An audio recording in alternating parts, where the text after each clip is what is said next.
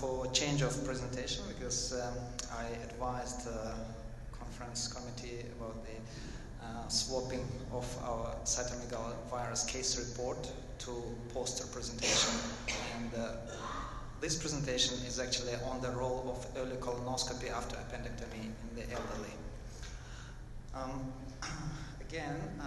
Just to introduce myself, I'm representing Caboolture Hospital General Department, Department of General Surgery, and we've got a study which was conducted on the colorectal cancer and the role of colonoscopy after appendectomy. Just a bit of statistics for the beginning. Colorectal cancer, Australia has one of the highest rates of bowel cancer in the world, and bowel cancer is the second most common cause of cancer-related death in Australia after lung cancer.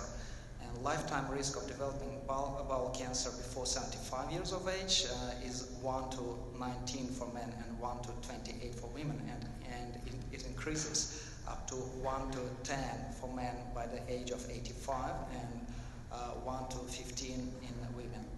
And remarkably that only less than 40% of those cancers are detected at early stages when they are effectively treated. The 5-year survival rate trend is gradually increasing.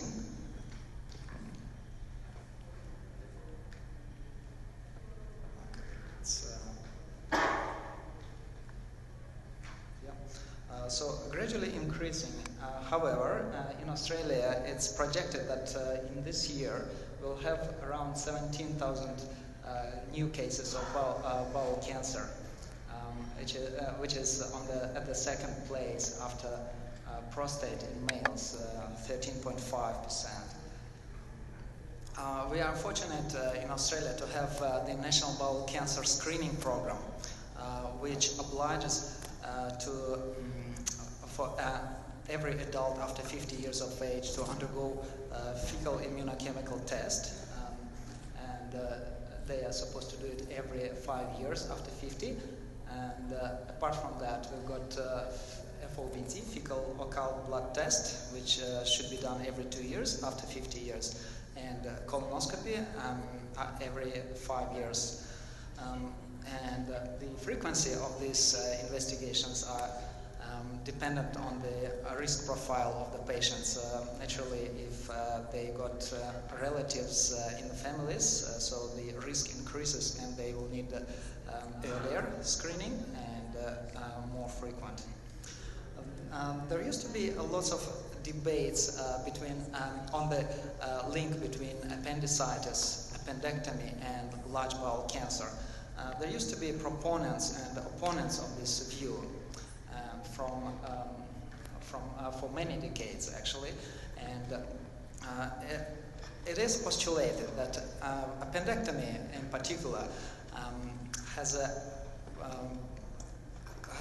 provides the loss of safe house function or lymphoid function for the colon and rectum, and which is why the colorectal cancer is more prone to occur. And these are the studies which are supporting these views. We are here in Caboolture Hospital, which is a regional hospital in Queensland. It's 216-bed facility providing care in medicine and surgery, general surgery basically, OB/GYN, allied health services, and others. We also are fortunate to have an dedicated endoscopy unit with 4 surgeons and 1 gastroenterologist who work every day and provide endoscopic procedures around 2,000 annually. In support of if there is a linkage between post-appendectomy cases and colorectal cancer, do we have to do colonoscopy, which is the gold standard for picking up the bowel cancer? If we do have to do it, what is the value of colonoscopy, and when is the optimal timing? So these are actually questions which prompted us to start this study. The material was 318 patients over 50 years of age who underwent appendectomy from 2002 to 2014 in our hospital. We used colonoscopy records of patients after appendectomy and follow-up records. We analyzed the rate of colorectal cancer detection, timing, and histopathology results of the tumors, and grading accordingly. We used some statistics, and the results are the following. So out of 318 appendectomized patients, we got pretty much equal distribution of males and females, with 8 cases of colorectal cancer, which is 2.5. Out of them, we identified that 63 patients underwent colonoscopy at some stage after appendectomy. The timing, as there wasn't any certain guideline on when to do it, and there was lots of debates in the literature on when to do it and should we do it, and there are vast a variety of different modalities for investigations. It varied, and it varied from 3 months post-op to 24 months. Basically, if you look at the distribution of males and females, there is 2/3 of males who underwent colonoscopy, and just 1/3 of females. And the rate of colorectal cancer is respectively increased. Male to female ratio in those colorectal cancer colonoscopy population is 7 to 1, and right-sided colorectal cancer was predominantly more, 6 cases out of 8. Again, gender distribution, right-sided colorectal cancer in males was in 62.5%, and in females just 1 case, 12.5%, and left-sided in 1 male, which was 25, in 2 males, which was 25%, and 0 in females. Distribution by Jukes classification was 3 cases, which is 37.5%, and class B 37.5%, another 3 cases, and C is 25%. So to sum up, the range of timing of colonoscopy was from 1 month to 24 months, with median of 17 months. And on histology, it was showed that 5 patients out of 8 had appendicitis, and 2 of them had appendicitis with pre-existing tumors, and 1 had a fecalith obstruction. And 2/3 of the colorectal cancers were right-sided. So there was still bias on the picking up rate of CT scan, and because from the literature we know that CT scan is not that sensitive and specific modality for bowel cancer. It was done due to emergency presentation of the patients in 62.3% of. So it was really biased if it should have been done before and how. In our hospital, in the emergency department, it was done just as a plain CT abdomen. And colorectal cancer was diagnosed in 3 cases only, and 1 more report was just suspicious. So overall, it was 6.5% of detection rate for a plain CT abdomen versus colonoscopy of 12.7% of detection rate. Still, it's unknown to us how many lesions were missed. The literature suggests that 2 to 6% of cases can be missed. So we looked back again at the literature and compared our data with most recent papers from China and Taiwan, especially with the last paper on, which was large epidemiological study on 76,000 patients, which suggested that appendectomized patients have got a risk of 14% more of developing colorectal cancer. As a conclusion, we postulate that colonoscopy is a useful tool in the patients. The cutoff age is 50 years according to our statistics refinement and according to literature which is supporting these cutoffs, but it's still ongoing study, so we still can deliver some other cutoffs, and appendectomy is still questionable predictor for colorectal cancer.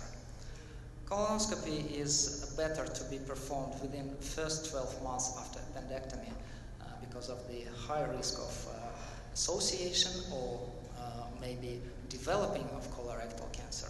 It's still unknown, and the diagnostic value of plain CT of the abdomen was 6.5%. When we look at the future advancements and challenges, what can be done to understand it better and to develop more screening or to improvements.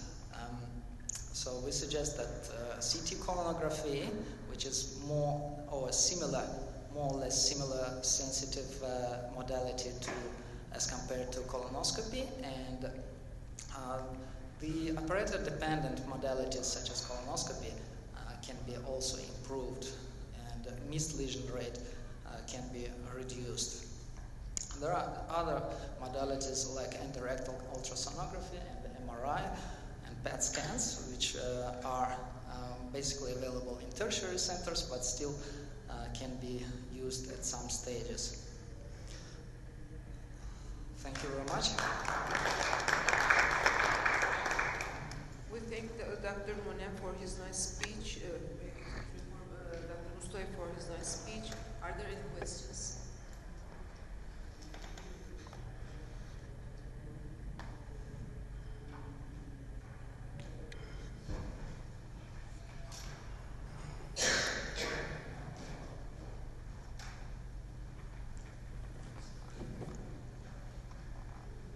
Actually, you had 198 cases suspicious appendicitis, so you went to do CT plain for these 198 cases. That diagnosed only 3 cases of colorectal cancer. Can you just repeat? I missed it. In the study, you said 198 cases. Out of these 198 cases, CT plain was done, and the 3 cases diagnosed as colorectal cancer, and you consider this as low rate. Yes. I don't know. You started doing a plain CT because I don't think that for every case of suspicious appendicitis we go to do plain CT. We start either clinically or ultrasonography. So CT was just for the aim of the study, or what was the purpose of doing plain CT? No, that was added during our. It wasn't initially the aim of the study to analyze the efficacy and the detection rate of CT scans. Then what did CT add to the study? Plain CT. Plain CT was done as a pre-op workup in cases when the diagnosis was not clear, when ultrasonography wasn't definitive or was uncertain. So at those stages it was done, or it was done post-operatively for some reasons on behalf of the surgeon's operator. But don't you think that diagnosing just 3 cases out of 128 by CT a bit exaggerated? Exaggerated? Just 3 cases out of 198. Because I think CT is a good diagnostic tool for such cases. Well, we analyzed this CT detection rate in those 63 patients who underwent colonoscopy after appendectomy, and according to this database, we identified that efficacy. So we're still analyzing. We're not still on the top of this. We're still comparing in the process. It's ongoing study, and we're looking, comparing with the literature, and we're trying to see what is it. Because in the literature, the CT detection rate is varies from 75 to 95%. It's really unclear what is the place of CT, plain CT, in our study. So if I'm gonna diagnose 3 cases just out of 198, I will forget the matter of CT. Anybody have a question? Anybody have a question? I have a question for you, Dr. Mustaev. Yes, please. First of all, you scared me because I have a appendectomy 20 years ago. Oh, really? And now I'm 50. Yeah, in this, I just can refer to the literature, which suggests that the risk of colorectal cancer development increases within the first 5 years, 5-6 years, and then it gradually goes down. Good, thank you. My question, did any patient of those who had colonoscopy before appendectomy? Did we look at that? No, we didn't look at those patients. Because you know what I'm thinking, that the possibility of presence of